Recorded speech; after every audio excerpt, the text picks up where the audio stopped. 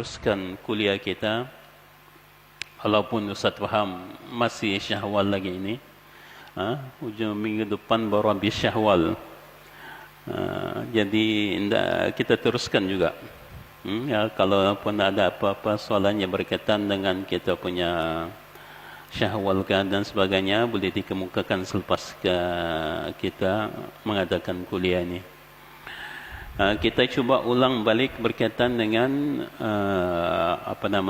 hilang hakal, yang mana Ustaz membicarakan berkaitan dengan hukum hakam fiqh daripada 4 mazhab, daripada Hanafi, Maliki, Hambali dengan juga Imam Syafi'i kita. Hilang akal ini merupakan salah satu sebab daripada sebab yang menyebabkan kita batal wudu.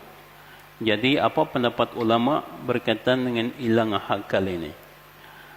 Hilang akal, baik hilang akal dengan sebab heroin atau bahan-bahan pemabuk yang lain, atau disebabkan pingsan, gila atau penyakit ayan. Penyakit ayan ini merupakan sebuah penyakit yang kata orang melibatkan kita punya mental, atau iaitu dengan sebab tidur.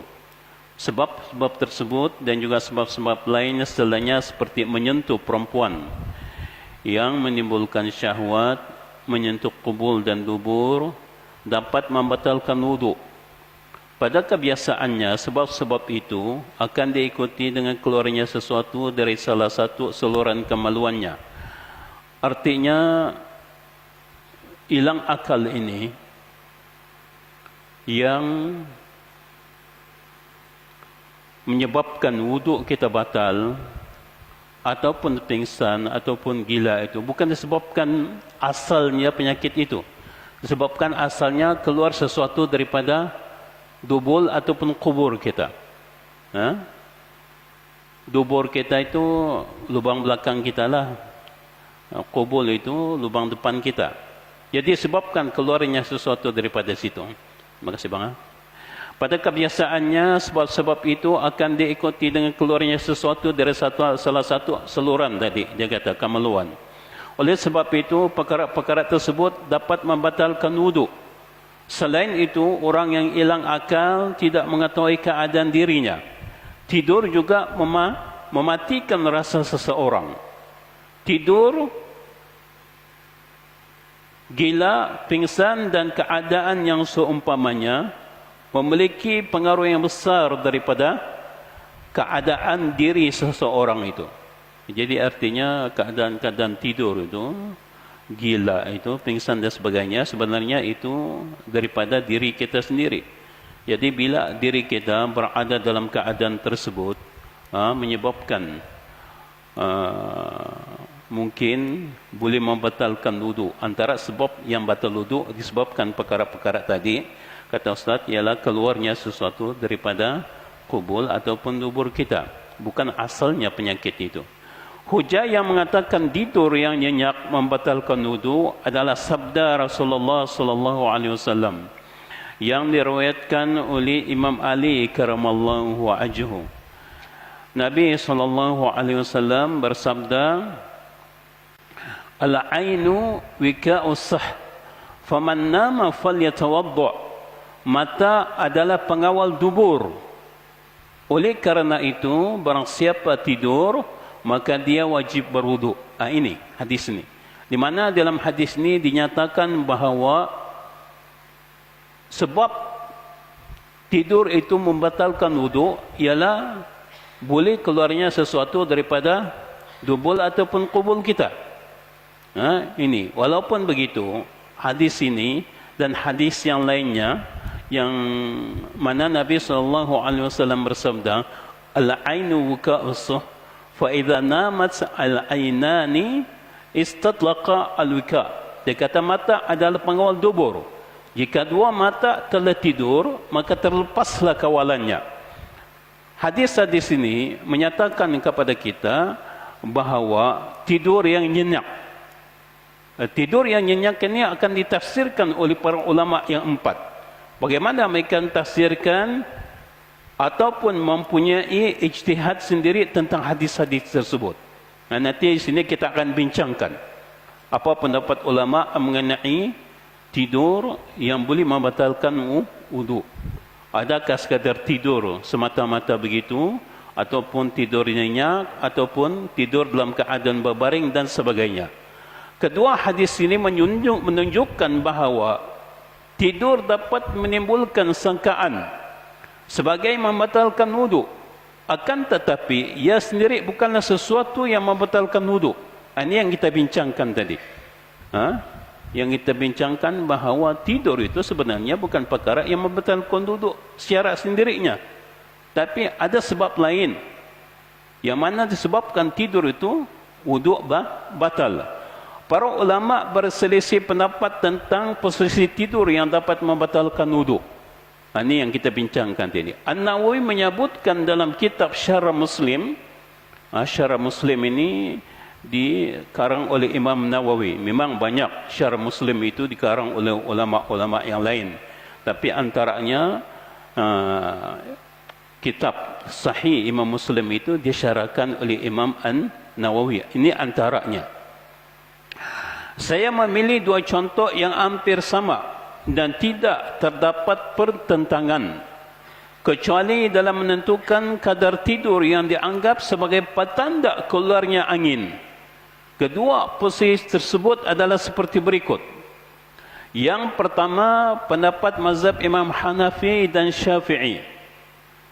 Mereka mengatakan tidur yang membatalkan wudu adalah tidur yang tidak merapatkan pantat ke tempat duduk atau lantai. Artinya kalau kita tidur tidak merapatkan kita punya punggung, pantat kita ke lantai, tidur dalam keadaan posisi miring, bersandar ataupun tengkurap itu dalam bahasa Sabah kita panggil meniarap. Kerana posisi miring dan sejenisnya itu dapat menyebabkan semua anggota sendi menjadi lunglai. Oleh sebab itu, jika seorang tidur dalam posisi pantat yang tidak merapat ke tempat duduk, seperti tanah dan punggung binatang, ataupun dalam moden kita, dalam keadaan moden kita, transport lah. Kita naik lori ke, kita naik bas ke, kita naik kapal terbang ke. Kalau kita dalam keadaan wudu, tapi tidur kita itu tidak merapatkan pantat kita ke tempat duduk kita itu, maka itu akan menyebabkan wuduk kita batal. Sekiranya ia bersandar pada sesuatu dan jika sandaran itu dibuang, maka dia akan terjatuh dan pantatnya tidak rapat ke tempat duduknya, maka dalam keadaan ini wuduknya menjadi batal. Ini menurut pendapat ulama mazhab Hanafi. Mazhab Hanafi katakan kalau kita tidur, contohnya bersandar di dinding, tapi kita tidur tegak macam begini, tapi bersandar di dinding.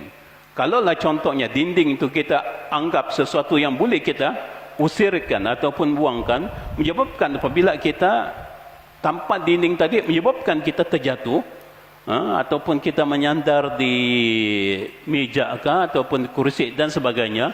Kalau kita asingkan, larikan itu, kursi itu ataupun meja itu menyebabkan kita terjatuh, itu batal wudu, dia kata.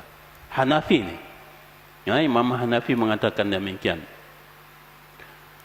Kerana dengan posisi tidur menyandar, semua anggota menjadi lunglai. Perkiraan dia ni apabila kita tidur dalam keadaan menyandar, tak kira lah di mana kita menyandar dan barang itu dilarikan daripada kita, artinya anggota tubuh badan kita itu lunglai, artinya ni lemah. Sebab kalau barang itu dilarikan daripada kita menyebabkan kita terjatuh, artinya lemah lah tu. Akan tetapi menurut ulama mazhab Imam Syafi'i, wuduk tidak akan batal jika pantat merapat ke tempat duduknya. Kerana pada posisi seperti ini, ia akan terselamat dari keluarnya sesuatu. Oleh sebab itu, hukum dalam kedua mazhab ini adalah satu. Imam kita Imam Syafi'i tidak membahaskan apabila seseorang itu bersandar di dinding ataupun di meja ataupun di kursi. Imam Syafi'i kita tidak membahaskan tentang itu. Perbezaan antara Imam Hanafi dengan Imam Syafi'i, Imam Syafi'i membahaskan apabila seorang itu bersandar pada sesuatu. Tetapi Imam Syafi'i kita katakan contohnya macam tiang ni, dan kita masih tidur dalam keadaan pantat kita ke tanah ataupun ke kapit ini, maka itu tidak membatalkan wudu. Itu perbezaan antara Hanafi dengan Syafi'i kita. Ya, Imam Syafi'i kita. Hanafi kata batal wudu automatik kalau itu dilarikan. Tapi kalau macam tiang macam dia, ya macam mana kamu larikan? Iya kah? Kalau meja macam begini, kawan kita tidur, boleh lagi kita kata orang berseloroh dengan dia. Kita larikan dia jatuh. Tapi kalau macam tiang begitu atau pendinding, macam mana kita larikan? Jadi kalau mengikut logik akal kita, pendapat Imam Syafi'i itu ada betulnya. Artinya macam mana dilarikan kalau ada tiang ataupun dinding orang menyandar? Jadi selagi mana pantatnya itu tetap di bawah, artinya dia berada dalam keadaan tidak miring dan sebagainya, artinya okey, wuduknya masih diguna pakai. Menurut ulama dalam mazhab Imam Hanafi, wuduk tidak akan batal dengan sebab tidur dalam keadaan posisi berdiri. Ini Hanafi ni. Tidur dalam keadaan berdiri. Adakah orang tidur dalam keadaan berdiri? Rukuk, tidur dalam keadaan rukuk, dia kata. Sujud dalam salat dan lainnya. Hal ini kerana kemampuan ia untuk menahan masih ada. Macam mana kemampuan dia masih ada itu? Dia kata jika tidak ada, maka ia akan jatuh. Dengan sebab itu, lunglailah anggota tidak sepenuhnya berlaku. Imam Hanafi mengatakan, kalau kita tidur dalam keadaan berdiri macam begini, artinya wuduk kita tidak batal. Kenapa dia kata, kalau kita dalam keadaan berdiri, ataupun dalam keadaan rukuk, ataupun dalam keadaan sujud, kalaulah dia kata kita punya anggota langsung tak boleh dikawal, lemah, kita mesti terjatuh. Kalau kita berdiri, kan kita berdiri macam begini, kan artinya kalau kita memang tidur betul, memang kita terjatuh tu. Tapi kalau kita masih dapat menahan diri kita dalam keadaan kita berdiri macam begini, tidak batal wudu. Begitu juga dalam keadaan kita rukuk ataupun sujud. Jadi selagi kita bukan berada di titik kelemahan di dalam diri kita, tidak membatalkan wudu, walaupun kita tidur dalam keadaan berdiri ataupun rukuk ataupun sujud. Kebiasaannya ada orang macam begitu, terutamanya Jumaat. Kalau hari Jumaat, orang angkat takbir Allahu Akbar, dia pun angkat takbir Allahu Akbar, tapi tidur.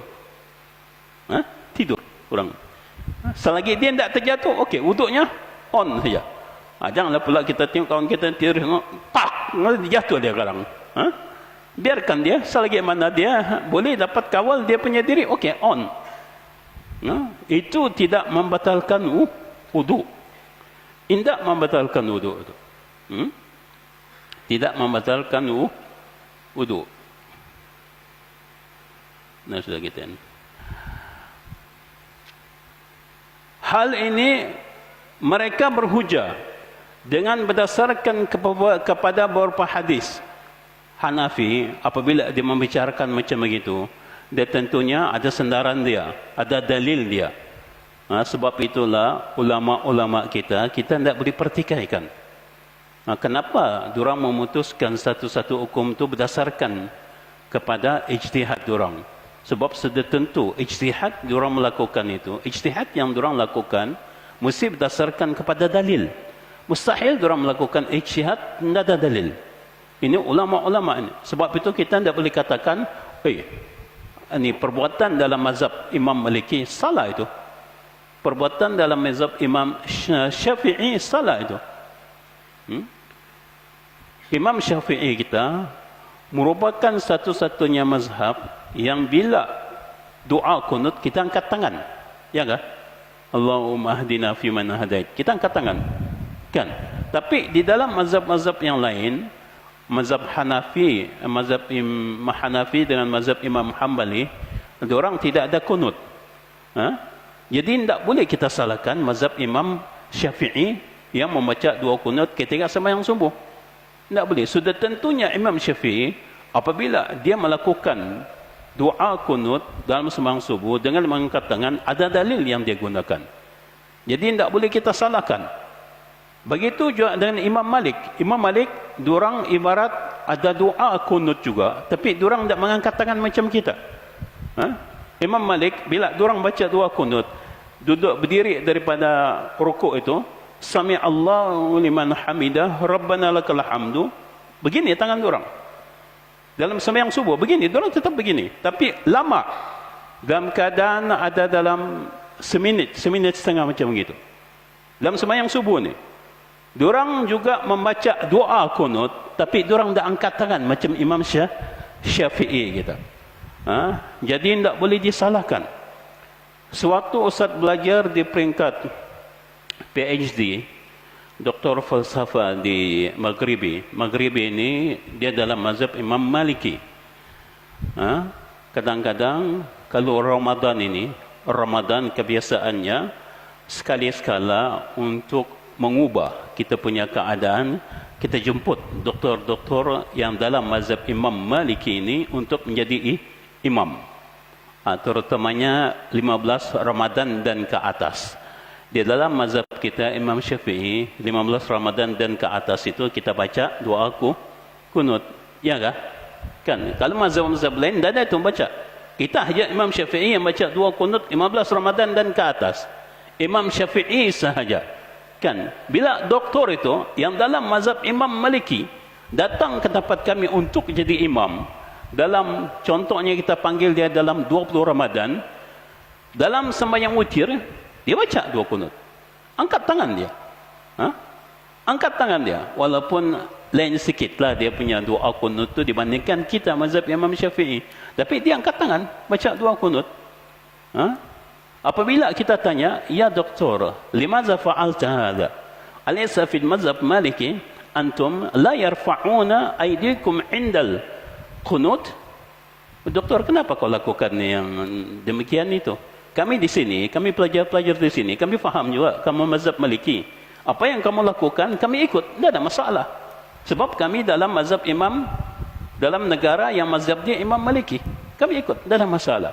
Dia kata, sekarang walaupun saya ini mazhab Imam Maliki, tapi apabila saya pergi ke tempat kamu ni, kami kebiasaannya mengadakan solat sunat tarawih ini di kedutaan kita, kedutaan Malaysia di Morocco. Sebab saya pergi ke tempat kamu, dia kata, bila saya pergi ke tempat kamu, saya faham kamu ni mazhab Imam Syafi'i, dan kamu angkat tangan ketika baca dua kunut, saya angkat tangan. Tidak ada salahnya kita saling hormat menghormati antara satu dengan yang lain. Tengok pak, pemikiran orang yang berada di level tinggi itu, dia hormat, mazhab kita dia hormat. Sebab itulah kita tidak boleh menyalahkan apa-apa yang dilakukan oleh ulama-ulama yang lain itu, kita tidak boleh salahkan orang. Macam kita di dalam mazhab kita Imam Syafi'i, kita ambil wudu, kebanyakan masjid di tempat kita ni, majoriti masjid boleh katakan 99% lah. Ada juga lah masjid yang menggunakan kola itu, tapi kola dia besar, kola dia dua kaki macam gitu, dua kaki tinggi, dua kaki panjang kola dia itu. Kebanyakan kita di sini pakai air pipe ambil wudu. Kalau di dalam mazhab Imam Maliki, dorang di sana di masjid dorang, terutamanya dalam keadaan cuaca sejuk, dorang di sana di tandas dorang disediakan banyak kayung tu disediakan. Dorang ambil ini air dengan menggunakan gayung itu, dorang celup tangan dorang, sapu tangan celup, sapu muka celup, sapu rambut celup, sapu mulut celup. Artinya Kalau kita, bukankah air itu jadi air mustakmal? Ya kah? Kalau kita mazhab Imam Syafi'i, air itu jadi air mustakmal itu. Tapi orang tidak. Imam Maliki begitu. Kalau macam kita mula-mula berfikir juga, macam mana ni ya? Kita mau ikut cara kita. Takut pula nanti kita ni dikata orang sesat pula. Kan? Majoriti orang begitu. Majoriti begitu. Jaranglah kita tengok yang buka pipe ambil air macam mana, ambil ruduk macam ni. Tidak. Orang pakai gayung tu. Jadi macam mana kita dalam keadaan macam begitu? Sedangkan jangankan kamu, ustaz pun kadang-kadang was-was. Macam mana ni ya? Macam mana berfikir kita? Oh, dapat akal ustaz. Ustaz masuk tandas, ditandas ustaz mengambil wuduk. Tutup tandas, dia tandas ustaz mengambil wuduk. Takut juga kita gitu, dia apa nama orang kata, ya walad. La tafal. Nanti kita dilarang pula kan. Sedangkan orang tidak faham maksud dan hukum kita di dalam mazhab Imam Syafi'i. Ambil wuduk macam begitu tidak boleh. Air itu jadi air mustakmal. Tapi di Morocco tidak begitu jadi keadaannya. Jadi kita tidak boleh. Bila ustaz tanya salah seorang daripada ulama dorang, kenapa dorang ambil wuduk? Apa nama? Ialah kalau kita tanya orang awam ini, mungkin dorang kurang begitu faham tentang hukum, sebab dorang nampak orang lain ikut buat, dorang pun buat juga. Ya kan? Di dalam rata-rata masyarakat macam begitu. Tapi bila kita tanya ulama dorang, doktor dorang, dia kata, doktor, limadha fa'altum wa antum waqa'tum al-miyah summa tawadda'tum minha. Kamu doktor, kamu sambut ni air itu di gayung. Kamu ambil air daripada gayung, ambil wuduk daripada gayung tu. Nahnu fi mazhab Imam Syafi'i hadza yu'tamal ma'un musta'mal. Kami di dalam mazhab Imam Syafi'i, kami sudah anggap air itu air mustakmal. Dia kata, ya bunai, ta'aqal qalilan. Dia kata, wahai anak saya, berakal sikit, dia kata. Tengok macam mana orang mengajar kita. Dia kata, berakal sikit kau. Dia kata, di dalam mazhab Imam Syafi'i, bitakid, hunakal farq baina mazhab Imam Syafi'i wal mazhab Imam Maliki. Dia kata, sudah tentu ada perbezaan antara mazhab Imam Maliki dengan mazhab Imam Syafi'i.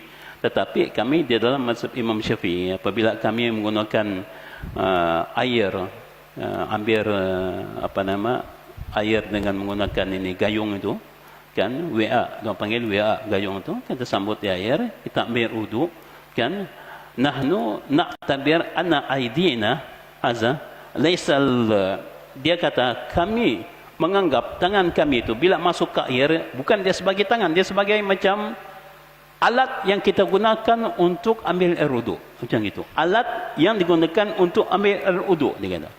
Bila diorang tafsirkan tangan itu sebagai alat, habis. Tidak ada cerita. Artinya boleh. Boleh digunakan tangan itu. Itu dalam mazhab Imam Syafi'i. Sebab itulah kadang-kadang perbuatan dalam satu-satu mazhab itu tidak boleh kita katakan diorang salah. Sebab sudah pasti adanya dalil-dalil yang digunakan oleh setiap mazhab apabila dia melakukan demikian. Termasuklah kita di dalam mazhab Imam Syafi'i. Termasuklah kita dalam mazhab Imam Syafi'i. Antara hadis yang digunakan oleh Imam Hanafi yang mengatakan bahawa orang yang berdiri, orang yang rukuk, orang yang sujud itu tidak batal wuduknya. Dia kata, laisa ala man nama sajidan wudu'un hatta yattaji' fa innahu idza ittaja' istarkhat mafasiluhu. Dia katakan orang yang tidur dalam keadaan sujud itu tidak perlu dia ambil wuduk sekali lagi sehinggalah dia limpang, berbaring. Kalau bahasa sahabat kita ni limpang. Orang faham limpang kan? Limpang artinya berbaring. Jadi apabila dia limpang, dia kata itu menyebabkan dia punya anggota tubuh badan itu jadi lunglai. Itu. Ini hadis yang pertama. Dalam riwayat yang lain yang disebutkan, Nabi SAW juga bersabda, La wudu'a ala man nama qa'idan, innama al-wudu' ala man nama muttaji'an. Fa inna man nama muttaji'an istarkhat mafasiluhu. Tidak ada wudu bagi orang yang tidur dalam keadaan duduk. Dan sesungguhnya wudu itu cuma bagi orang yang tidur dalam keadaan limpang ataupun berbaring. Sebab dalam keadaan berbaring ini dia kata dia punya anggota tubuh badan itu menjadi longlai. Di dalam riwayat Al-Bahaqi, Rasulullah sallallahu alaihi wasallam bersabda, "La wudu'u ala man nama jalisan, wa innama aw qa'iman aw sajidan, hatta yada'a jambihi." Tidak ada wudu bagi orang yang tidur dalam keadaan duduk, dan orang yang tidur dalam keadaan berdiri, dan orang yang tidur dalam keadaan sujud, sehinggalah dia berbaring. Di antaranya juga terdapat hadis Ibnu Abbas radhiyallahu anhu, kana ashab Rasulullah sallallahu alaihi wasallam yantaziruna al-isha al-akhirah hatta takhfiqa ru'usuhum thumma yusalluna wa la yatawadda'un. Dia katakan para sahabat Nabi sallallahu alaihi wasallam pernah menunggu waktu untuk salat Isya. Lalu mereka tertidur sambil duduk. Sahabat Nabi sallallahu alaihi wasallam macam kita sekarang ini, lepas sembahyang maghrib tunggu sembahyang Isya. Kan? Dalam keadaan mereka menunggu sembahyang Isya ini, mereka tertidur dalam keadaan duduk. Tidur mereka dalam keadaan duduk. Kemudian mereka bangun, terus menunaikan salat tanpa wudu. Siapa berani menyangka? Siapa berani menyangkal kalau sahabat Nabi sallallahu alaihi wasallam, oi, orang yang paling dekat dengan Rasulullah itu, iyalah, orang yang paling dekat dengan Rasulullah itu sahabat Nabi sallallahu alaihi wasallam. Hadis ini menunjukkan bahawa tidur seketika tidak membatalkan wudu. Di antaranya juga adalah hadis yang diriwayatkan oleh Amr bin Shu'aib dari bapaknya, dari kakinya, bahawa Nabi SAW bersabda, "Man nama jalisan falawdu alaihi, wa man wada'a jambihi fa alaihi wudu." Siapa yang tidur duduk, tidak ada wudu baginya, sehinggalah dia berada dalam keadaan berbaring. Ini perbahasan yang dilakukan oleh Imam Hanafi dengan Imam Syafi'i. Kita perhatikan pula Imam Malik. Imam Malik telah meriwayatkan dari Ibnu Umar bahawa dia pernah tertidur sambil berdiri. Ibnu Umar.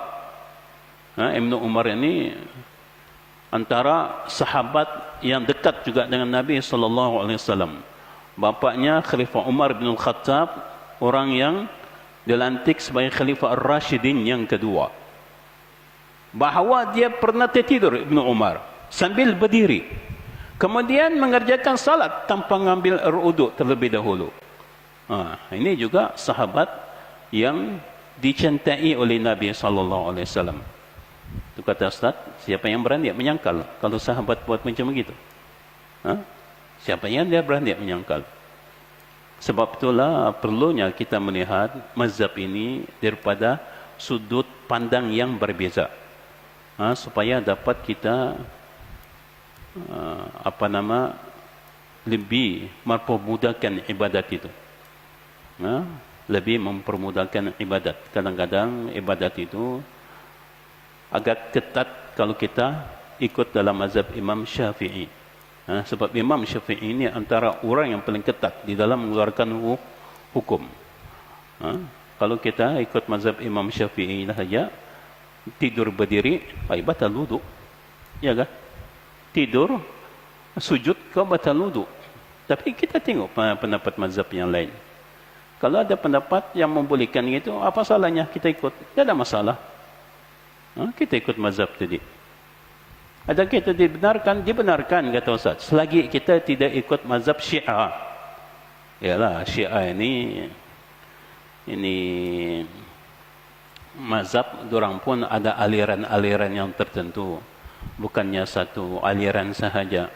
Ada aliran contohnya Ismailiyah, Itu antara aliran yang dekat dengan kita.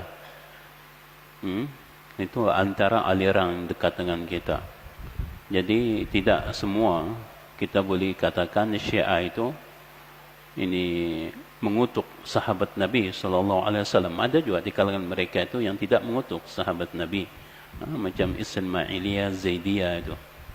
Jadi bukan semua.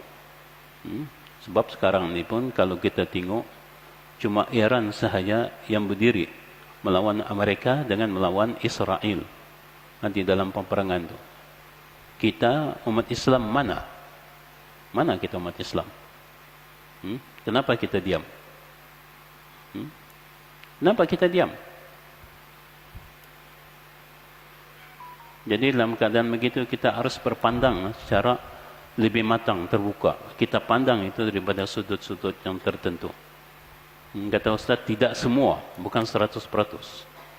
Bukan bermakna Ustaz menyokong Syiah, tidak. Ustaz pun tidak menyokong Syiah juga. Tapi kita lihat setengah-setengah Syiah itu tidak mengutuk sahabat, tidak memaki Rasulullah dan sebagainya.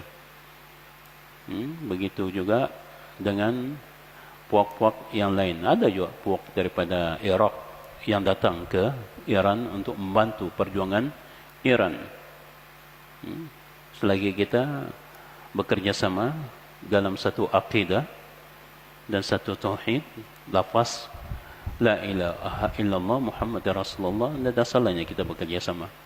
Sedangkan Nabi SAW ketika dia berhijrah daripada Mekah Mukarramah ke Madinah Munawwarah, Abdullah bin Uraiqah, seorang Nasrani, digunakan oleh Nabi SAW untuk menunjukkan jalan kepada dia.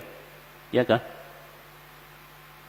Jadi boleh sahaja kita menggunakan orang boleh membantu kita di dalam perjuangan kita. Tidak ada masalahnya.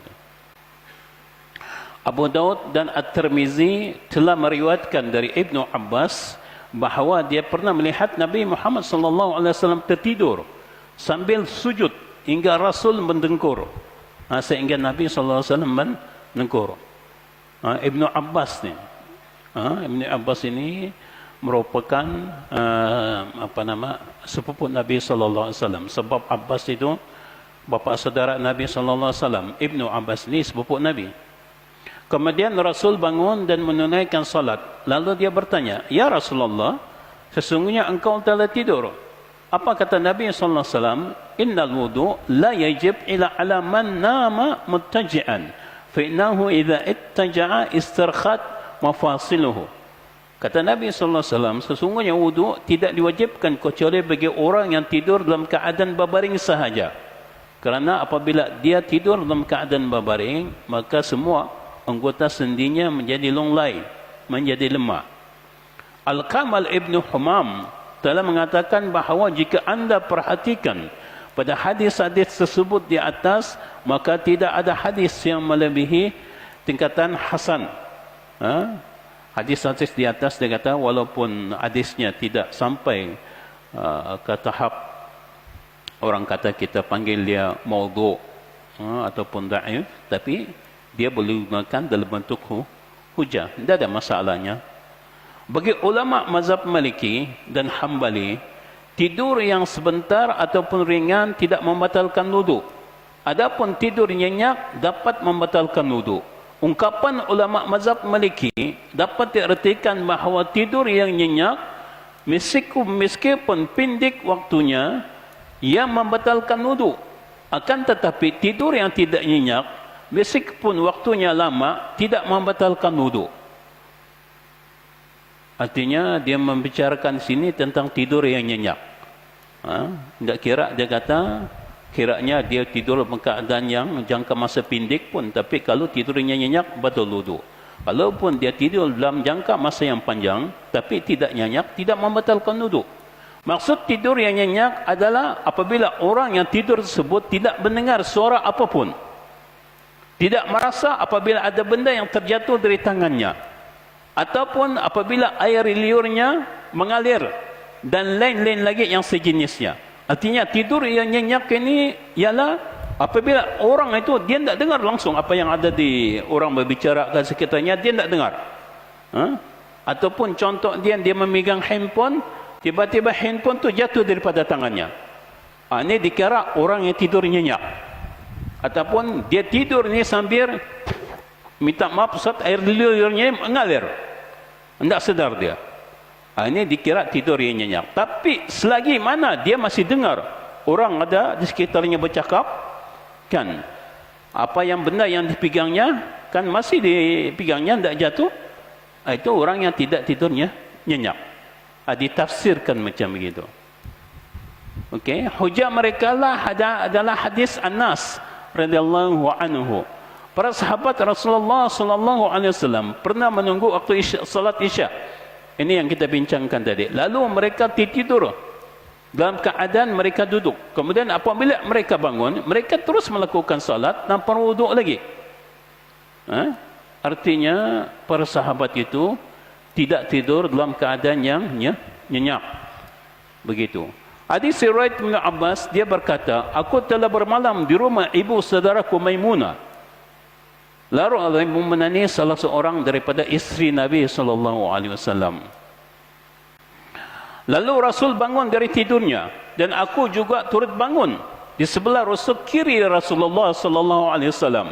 Setelah itu Rasul memegang tanganku dan menempatkan aku di sebelah rusuk kanan Rasulullah. Jadi dia tidur sebelah kiri, lalu Nabi SAW menganjakkan ke sebelah kanan Rasul. Apabila aku terlelap, Rasul memegang cuping telingaku. Menurut Ibnu Abbas, Rasul telah melakukan salat sebanyak 11 rakaat.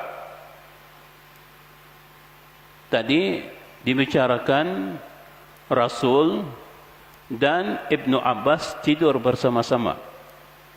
Tapi kemudian Rasulullah SAW bangun menunaikan salat. Sedangkan Nabi SAW tadi tidur bersama Ibnu Abbas. Artinya tidur Nabi SAW itu tidak nyenyak. Kalau tidur itu nyenyak, nescaya Nabi SAW mengambil wuduk. Tapi Nabi SAW bangun terus mengerjakan salat. Perkara ini yang dibicarakan oleh Imam Malik dengan Imam Hambali. Dalam kedua hadis ini terdapat bukti yang jelas bahawa tidur yang tidak nyenyak tidak membatalkan wuduk. Menurut ulama mazhab Hambali, semua posisi tidur dapat membatalkan wuduk kecuali tidur yang sedikit yang mengikut hitungan uruf keadaan masyarakat kita lah. Kalau tidur tu dia kata tidur lama, itu membatalkan wuduk. Baik ia dilakukan sambil duduk atau sambil berdiri.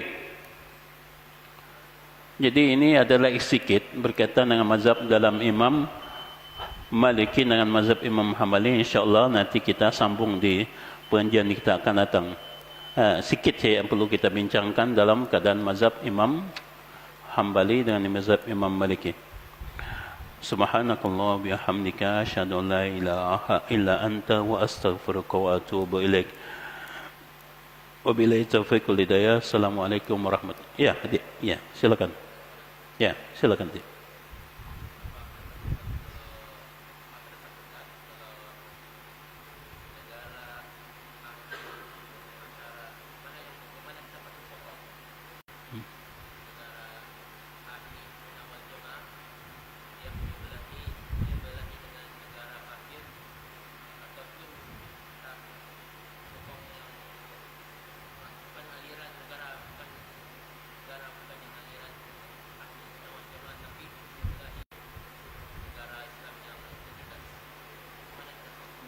Negara Islam yang tertindas.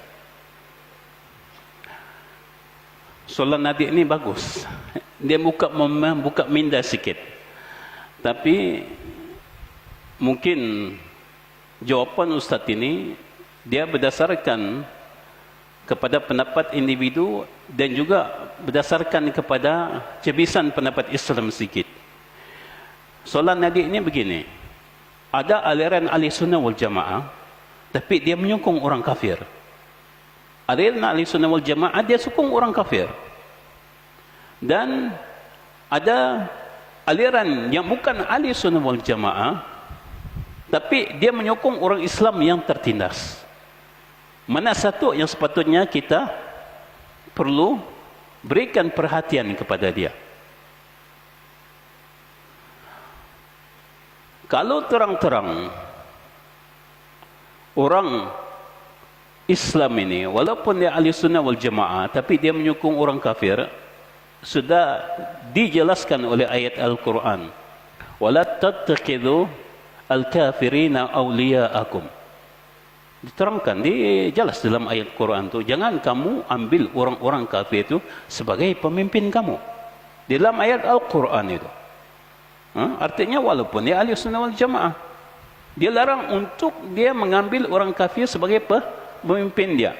Sebab apa? Ditakuti nanti orang kafir ni akan membelokkan dia, membelokkan akidahnya, akan terkeluar daripada akidah ahli sunnah wal jamaah. Sekarang orang yang non-muslim, bukan non-muslim lah kita katakan, dia ni agak lari sedikit daripada akidah ahli sunnah wal jamaah, tapi dia menyokong orang Islam yang tertindas. Itu sepatutnya kita berikan perhatian, ya kah? Kita sokong dia. Ayo orang Islam ditindas apa semua, dan yang orang Islam yang lain berdiam diri, tapi dia menyokong, memberikan kekuatan, semangat dan sebagainya. Yang orang Islam yang lain tu kenapa tidak mau menyokong orang Islam yang ditindas ini? Sedangkan kita di dalam Islam wajib untuk kita menyokong orang yang dizalimi. Wajib tu hukumnya dalam Islam, untuk kita menyokong orang yang dizalimi. Kalau tidak, maka hukuman yang keras akan menanti kita, sebab kita tidak menyokong orang. Unsur akhakum az-zalim wal mazlum. Di dalam satu hadis Nabi sallallahu alaihi wasallam memang ada bersabda, sokong dia kamu, dia kata, bantu kamu punya keluarga yang dizalimi dan yang menzalimi. Yang dizalimi ini artinya kita bagi sokongan kepada dia, semangat dan sebagainya. Yang menzalimi ini kita berikan amaran kepada dia, berikan nasihat kepada dia, jangan kau menzalimi orang lain. Dan di dalam satu hadis Al-Qudsi, Nabi SAW ada bersabda, Inni haramtu az-zulma ala nafsi. Kata Allah Subhanahu wa taala, sesungguhnya aku mengharamkan kezaliman ini ke atas diriku. Allah itu mengharamkan kezaliman ke atas dirinya. Fala tazalamu, dan janganlah kamu saling zalim menzalimi di antara satu dengan yang lain. Jadi jelas kepada kita bahawa saudara Islam kita yang dizalimi, kenapa kita tidak bantu?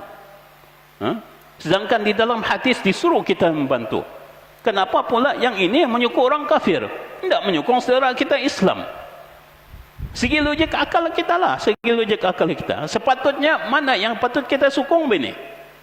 Mana sepatutnya kita sokong? Sepatutnya kita punya saudara yang dia zalimi. Terang-terang di dalam hadis Nabi SAW menyuruh kita untuk menyokong. Terang-terang di dalam hadis Nabi SAW menyuruh kita untuk membantu segala aspek yang kita mampu bantu, kita bantu. Bukan jangan kita biarkan. Kalau kita biarkan, artinya kita ikut sama mazalimi orang. Jadi sepatutnya dalam keadaan macam ini, kalau bagi ustaz, kita sokong orang yang memberikan bantuan kepada orang yang dizalimi ini. Arab ni payah kamu cakap. Minta maaf ustaz, Arab ni payah mau dicakap, kata ustaz. Diorang ini mau hidup diri sendiri saja. Ustaz ini bukan juga ustaz membanggakan diri. 14 tahun ustaz hidup di tanah Arab. 14 tahun ustaz hidup di tanah Arab. Ustaz tahu Arab ni macam mana. Daripada peringkat diploma sampai ke peringkat PhD, ustaz hidup di tanah Arab. Ustaz tahu lah macam mana orang Arab. Jadi susah. Perkara ini panjang. Kalau kita mau ceritakan panjang. Terang-terang ada orang yang membantu saudara kita dizalimi. Kenapa kita tidak bantu dia? Kenapa kita biarkan dia macam itu? Kita pula membantu orang kafir. Terang-terang di dalam ayat Quran dilarang kita untuk membantu orang kafir. Ya kan? Sepatutnya kita kalau boleh sama-sama fikirlah keadaan macam begini. Membantu ini tidak semestinya kita dalam bentuk tenaga jihad dan sebagainya.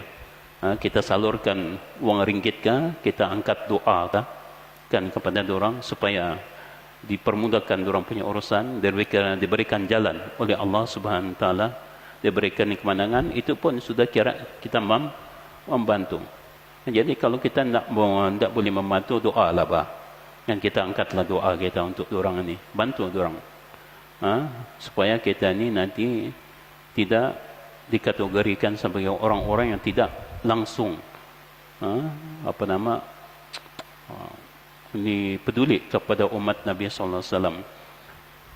Falaysa minna man lahatam bi ummatina. Kata Nabi sallallahu alaihi wasallam, bukan daripada umatku orang yang tidak mementingkan orang yang seagama daripadanya. Kita tak mau jadi macam begitu. Jadi mungkin setakat itu. Ada lagi soalan? Jadi Ustaz rasa mungkin setakat itu yang dapat kita bincangkan. Apa yang baik datang daripada Allah Subhanahu Wa Taala dan yang buruk datang daripada Ustaz sebagai manusia biasa. Wabillahi taufiq wal hidayah. Assalamualaikum warahmatullahi wabarakatuh.